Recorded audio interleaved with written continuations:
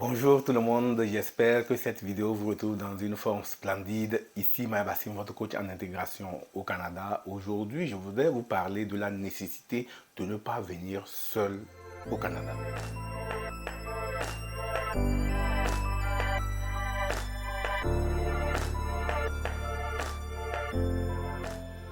Si vous n'êtes pas encore abonné à cette chaîne, n'hésitez pas à vous abonner, à activer la cloche de notification afin d'être avisé dès qu'on va mettre en ligne de nouvelles capsules vidéo. La procédure d'immigration au Canada peut revenir cher, ça peut être compliqué en fonction du nombre d'enfants qu'on a, en fonction de la taille de notre famille. Et des fois, il y a beaucoup de personnes qui décident d'immigrer tout seul et après de parrainer leur famille. Okay? C'est un choix que je trouve un peu préjudiciable, c'est un choix qui est à double tranchant. C'est vrai que dans un premier temps, on se dit qu'on économise, mais en réalité, est-ce qu'on économise vraiment? Okay? Ce n'est pas une grande économie. Pour les travailleurs temporaires qui viennent avec un permis de travail, ça se comprend. L'employeur les donne un permis de travail, ils arrivent. Il y a des possibilités des fois que les gens arrivent directement avec la famille. Bon, l'autre conjoint vient avec un permis ouvert, ok?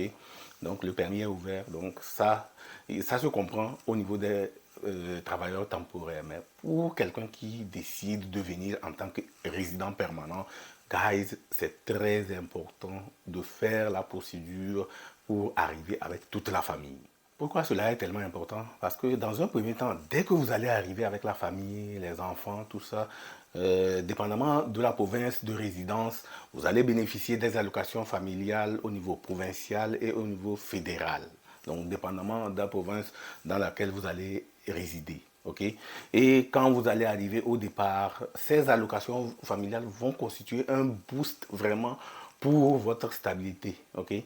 Parce que déjà, vous venez d'arriver, vous n'avez pas encore du boulot, vous n'avez pas encore une source de revenus. Ça vient vraiment vous donner un souffle. Okay? Le temps que vous trouvez un boulot, vous commencez par travailler, au moins ces allocations-là, c'est sûr que ça va mettre un temps avant de vous être versé, mais au bout de 2, 3 mois, quand ces allocations vont commencer par être versées, guys, ça va vous donner vraiment un bel élan. Mais quand vous arrivez tout seul, ok, il n'y a rien, vous n'avez pas d'allocation parce que vous êtes seul, vous allez déclarer qu'il n'y a personne à déclarer. Donc du coup, vous allez vous mettre à travailler et vous êtes maintenant obligé de travailler plus parce qu'il faut que vous payiez vos charges ici, ok? Et vous subvenez encore aux besoins de la famille là-bas. Donc, ça, c'est la deuxième conséquence. Donc, vous êtes ici, vous êtes obligé de supporter deux charges, ok? Vous-même déjà ici. Et, guys, je vous assure, les factures ici, ce n'est pas de la blague, ok? Le niveau de salaire que vous allez faire, si vous ne choisissez pas, surtout si vous êtes seul et vous ne savez pas faire des choix, au final, vous allez vous rendre compte qu'à la fin du mois, il ne vous reste plus rien parce que vous allez passer le temps à envoyer de l'argent au pays, à payer vos factures ici et finalement, il ne vous restera absolument rien, ok? La troisième chose, c'est au niveau psychologique. On est habitué avec la famille, on est habitué avec les enfants, et puis on se retrouve du jour au lendemain ici, tout seul, dans le froid, à se préparer soi-même son lunch, à aller travailler, et on est psychologiquement abattu. On se demande comment la famille arrive à survivre, qu'est-ce qui se passe, je ne suis pas là la nuit, comment, s'il y a un problème, qui va s'en occuper. Donc il y a ce stress-là aussi qui vient nous habiter parce qu'on a laissé la famille derrière nous. Et c'est une grande problématique pour beaucoup de personnes. Okay? La quatrième chose aussi, c'est qu'on est toujours tenté en tant qu'homme à aller voir ailleurs. Okay? Et ça, c'est un risque énorme. Et ce point, je l'aborde parce qu'il y a beaucoup de personnes qui sont arrivées toutes seules et ils se sont mis en couple avec des gens, ils sont restés avec des femmes. Et au moment où la procédure de la famille était proche, c'est là qu'ils ont révélé que non, j'ai une famille, je me prépare à l'amener et imaginer ce qui se passe. Donc souvent c'est des scandales, c'est des problèmes et si jamais l'autre porte plainte, imaginez la catastrophe. Donc voilà les 4 points qui, à mon sens, peut vous décourager à ne pas amener votre famille avec vous dès le départ. Donc c'est très important, ok? Si vous tenez compte de ces 4 points-là, le premier point c'est le point financier. Le deuxième point c'est les charges que vous devez payer. Le troisième point c'est le stress psychologique que vous devez avoir d'être seul. Et le quatrième c'est le risque de se mettre en couple avec une autre personne et puis finalement après c'est des séparations, c'est des querelles, il s'ensuit plein de choses.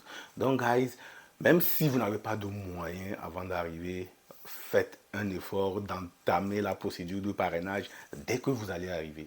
Mais ce que je vous recommande le plus sincèrement, guys, c'est très important, prenez sur vous de faire la procédure parce que c'est un sacrifice que vous avez consenti, c'est un projet dans lequel vous vous êtes lancé, donc prenez toutes les mesures possibles pour pouvoir faire venir votre famille avec vous directement parce que quand vous allez arriver au départ, la chaleur familiale là va faire que vous allez supporter un certain nombre de choses, vous allez pouvoir passer aussi au travers de beaucoup de choses. Donc, guys, dites-moi dans les commentaires si vous êtes actuellement en train de faire la procédure d'immigration tout seul ou vous êtes sur le point d'arriver avec toute la famille. Si vous estimez que cette vidéo peut apporter de la valeur à une personne qui en a besoin, n'hésitez pas à lui partager cette vidéo ou à lui envoyer en inbox. Vous aurez ainsi fait votre bonne action de la journée. Et si vous n'avez pas encore téléchargé mon guide PDF, les 7 clés pour réussir votre intégration au Canada, n'hésitez pas à visiter mon site web mybasimdiao.ca. Allez-y, entrez votre adresse courriel, entrez votre nom, téléchargez-le, il est gratuit, il va certainement vous aider dans votre procédure d'intégration au Canada. En attendant notre prochaine communication, soyez reconnaissants et reconnaissantes, soyez fiers de faire partie de ceux qui rêvent de se bâtir un avenir meilleur au Canada avec toute ma gratitude.